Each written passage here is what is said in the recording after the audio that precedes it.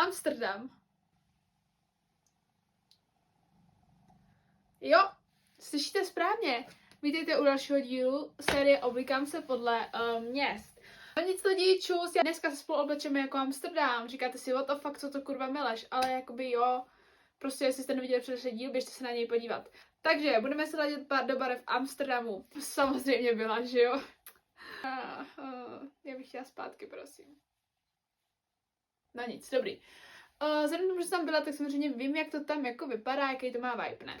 Takže jsem se rozhodla, že budu ladit do prostě takový wine red, jo, vínová, burgundy, prostě taková červená.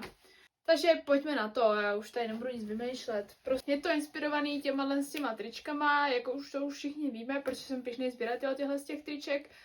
Takže co jste to nevěděli, tak teď už to víte, a co jste to i věděli, tak teď to víte dvakrát. Takže super, ne? Já si myslím, že paráda, jdeme na to. Mám tady fakt bordel, takže pokud ho jako vidíte, tak mě za to nejudžujte a je, že ho nevidíte. Rozhodla jsem se použít tyto silonky. Vy vidíte vínový, červený. Nebudu k ní používat sukni. Vezmu si je jakoby pod džíny. Ale jsou to tyhle ty džíny. Já si teda pod ně oblíct tohle.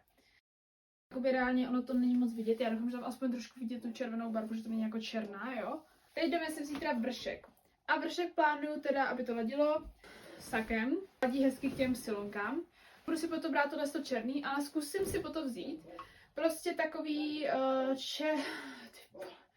bílý s černýma proužkama. A protože já vždycky, když si vybavím Amsterdam, tak si vybavím taky ty extrémně cool lidi, prostě co tam jezdí na těch kolech.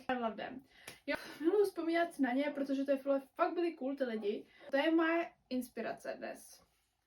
Lidi, teď actually nevím, jestli to je jakoby hrozně hnusný, anebo jakoby the proces a bude to v pohodě. Ale zkusíme